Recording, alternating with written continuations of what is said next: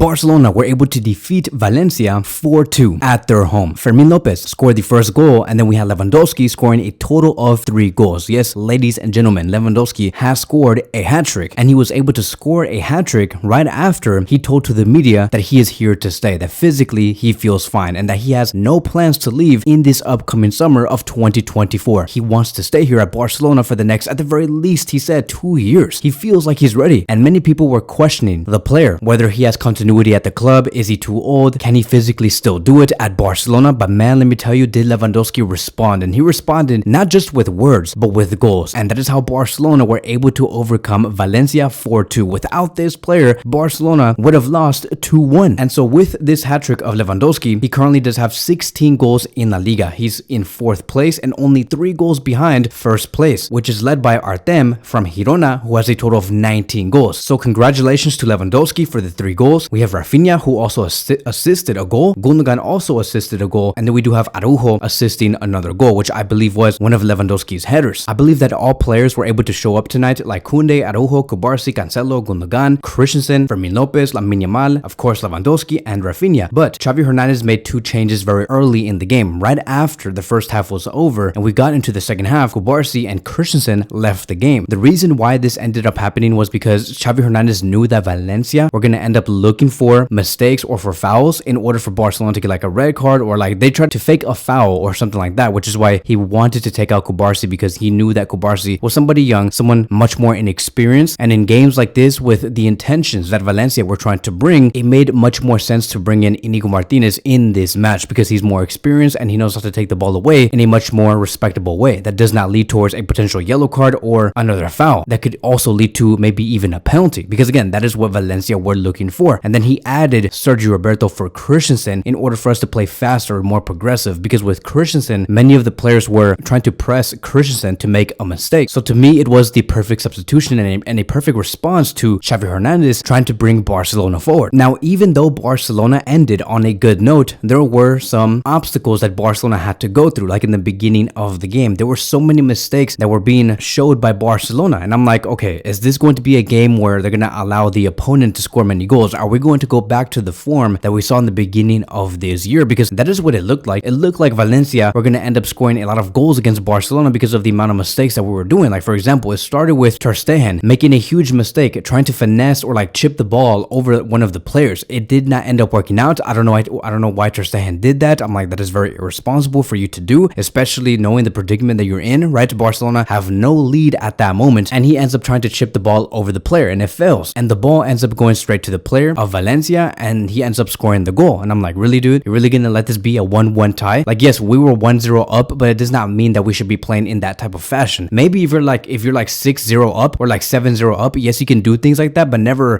do things like this when you're only on a 1-0 lead, because now from there it was 1-1. I'm like, okay, fine, Barcelona's doing this, Ter Stegen thinks that he can do that, we have to pick up our game, let's continue to be focused, right? Because we still have to gain a lot of points, we still have to maintain second place in La Liga to go to the Spanish Super Cup next season. We have to do that. There's no reason for us to relax. And then we got into the 36th minute, and then we saw one of the players of Valencia, I believe it was number 11, he was running on a 1v1 against the goalkeeper, which was Ter Stegen. Araujo tries to track back, and then he immediately fouls the player with his right foot, and it led towards a penalty for Valencia. It was a very similar situation to the one of PSG, I would say, the exact same type of foul. I don't know why Araujo always looks for a foul. I don't know why he always aims to go for the player and try to look for the foul. I think that Araujo needs to get much better in situations like this. I would say that maybe, yes, he had to do that because he did not want to leave Ter Stegen on a 1v1, but still, like, dude, if you knew that you had no chance to like stop the player, and you knew that the only way this was going to go to was to go on a 1v1 with Ter Stegen, let it happen. Don't try and concede a penalty. Don't try and get another red card, because he was almost doing the exact same mistake. And I'm like, dude, like, I feel like every team moving forward, until Araujo